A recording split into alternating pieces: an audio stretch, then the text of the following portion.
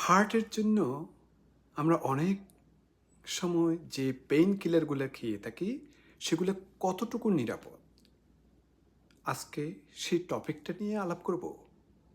আসসালামু আলাইকুম। আমি ডাক্তার মঞ্জুর মোর্শেদ বলছি সুদূর নিউ ইয়র্ক সিটি থেকে। আপনি হয়তো মনে করছেন মাথা ব্যথা বা জয়েন্ট ব্যথা হলে তো একটা পেইন কিলার খাওয়া ঠিক আছে, সত্যি একবার কিংবা দুইবার খেলে সাধারণত সমস্যা হয় না।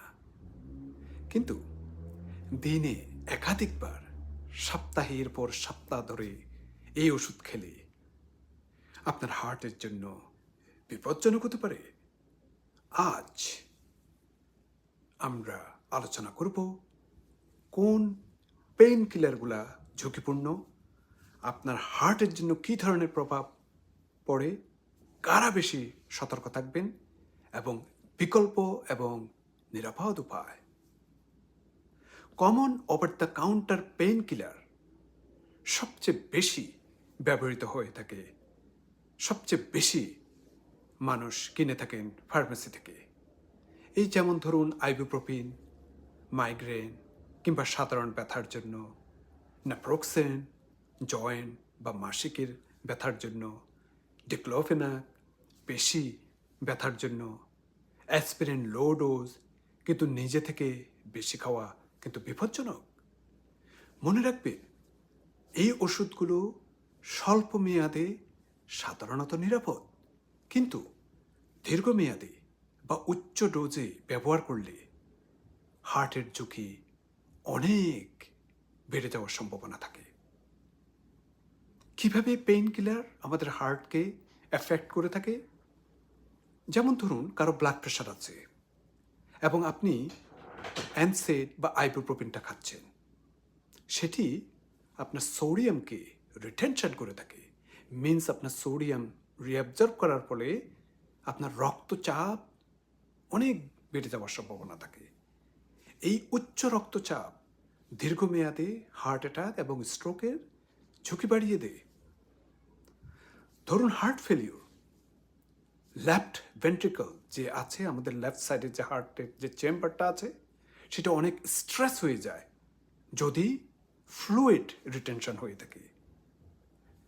শরীরে যদি আপনার অনেক পানি চলে আসে তখন আমাদের শরীরের যেমন এই হাত পা এগুলো ফুলে দেয়, ফুসফুসে পানি জমা হয়ে থাকে।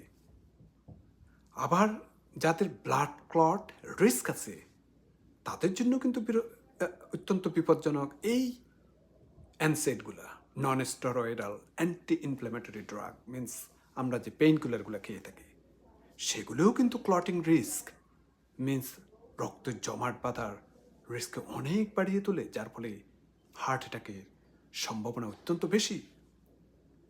যাদের কিডনিতে স্ট্রেস আছে, যেমন কিডনি ফাংশন কমে গেলে ব্লাড প্রেশার রাইজ হয়ে থাকে এবং সেটাও কিন্তু সেকেন্ডারি হার্টের রিস্ক বাড়িয়ে তোলে। এক কথায় যে ওষুধগুলো ব্যথা কমায় সেই একই ওষুধগুলো দীর্ঘমেয়াদে হার্টের জন্য সমস্যা তৈরি করতে পারে। তো আসুন, কারা সবচেয়ে বেশি এক্সট্রা কেয়ারফুল থাকতে হবে? আপনার যদি অলরেডি হার্ট ডিজিজ থাকে, আপনার যদি হাই ব্লাড প্রেশার থেকে থাকে, আপনার যদি ডায়াবেটিস কিডনি ডিজিজ থেকে থাকে, আপনার এইজ যদি 50 উপরে থেকে থাকে, আপনার যদি স্মোকিং হিস্ট্রি থাকে, হ্যাঁ, কিংবা রেগুলারলি মাল্টিপল মেডিকেশন যদি আপনি নিয়ে থাকেন, যেমন 55 বছর বয়সী একজন ব্যক্তি তিনি 2বার আইবুপ্রোপিন খাচ্ছেন ব্যথার জন্য, কিছু মাসের মধ্যে তার ব্লাড প্রেশার ডেফিনেটলি কিন্তু ঊর্ধ্বমুখী হয়ে যাবে, ফ্লুইড রিটেনশন শুরু হয়ে যাবে। এই ধরনের সমস্যা প্রতিরোধযোগ্য যদি ওষুধ ব্যবহারে সতর্কভাবে করা হয়ে থাকে। তাহলে অল্টারনেটিভটা কি? অল্টারনেটিভটা আপনারা অ্যাসিটামিনোফেন নিতে পারেন, যেমন বাংলাদেশে যেটাকে প্যারাসিটামল বলা হয়ে থাকে এবং এখানে আমরা টাইনানল বলে থাকি। সাধারণত হার্টের জন্য নিরাপদ, তবে অ্যাগেন যদি এটিও বেশি খেয়ে থাকেন তবে লিভার ফাংশন কিন্তু একটু ডিরেঞ্জ হতে পারে। তো সুতরাং এটির দিকেও খেয়াল রাখতে হবে। আপনি তার পরিবর্তে টপিক্যাল ক্রিম, জেলস এগুলো ব্যবহার করতে পারেন। যেমন মাসেল বা জয়েন্ট পেইন্টের জন্য এটি অনেকটা নিরাপদ। মিন্স যেগুলি আমরা স্কিনের মধ্যে লাগাই, মালিশ করে থাকি এই ধরনের। অথবা আপনি কোল্ড বা হিট প্যাকস দিতে পারেন। জয়েন্ট বা মাসেল পেইন কমানোর একটা ন্যাচারাল উপায়। ওভার দ্য কাউন্টার ওষুধকে লাস্ট রিসোর্ট মনে করুন। হ্যাঁ, সব সময় লেবেল পড়ুন, ইনগ্রেডিয়েন্ট, ডোজ, ওয়ার্নিংস এগুলো জানতে হবে।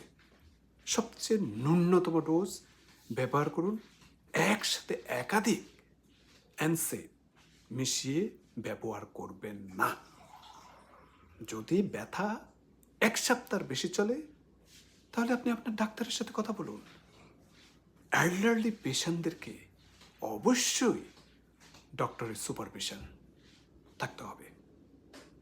এক্সাম্পল হিসেবে আমি বলতে পারি, একজন 60 বছর বয়সী ব্যক্তি সপ্তাহে 5 দিন ডিক্লোফেনাক খাচ্ছেন, পেইন মেডিসিন খাচ্ছেন। তো ডাক্তারের পরামর্শ কমাতে বললে 3 মাসে তার ব্লাড প্রেশার এবং সোয়েলিং কন্ট্রোল হয়ে যাবে। যদি আপনি এই ডিক্লোফেনাকটা আপনি কমাতে পারেন, তখন আপনার ব্লাড প্রেশার, তারপর সোয়েলিং, পায়ে দায়ে যে পানি আসে সেগুলো কিন্তু সোয়েলিংটা অনেক কমে যাবে। তো আমার ফাইনাল হোম মেসেজটা হচ্ছে, হালকা ব্যথা মানেই ওষুধ সীমাহীন ব্যবহার নয়। একটু সতর্ক থাকুন এবং এতেই হার্ট বাঁচানো একটু সম্ভব হবে। Small pills, big risk, but heart is the first priority. আপনার পরিচিত কারো জীবন রক্ষা করতে পারে এরকম ভিডিওগুলো শেয়ার করে দেবেন, যাতে আপনার হার্টকে সচেতন করতে পারেন, অন্যকে সচেতন করতে পারেন। আবারও বলবো, আমাদের হার্ট একটা, লাইফ একটা। হার্টকে ভালোবাসুন, নিজে সচেতন থাকুন, অন্যকে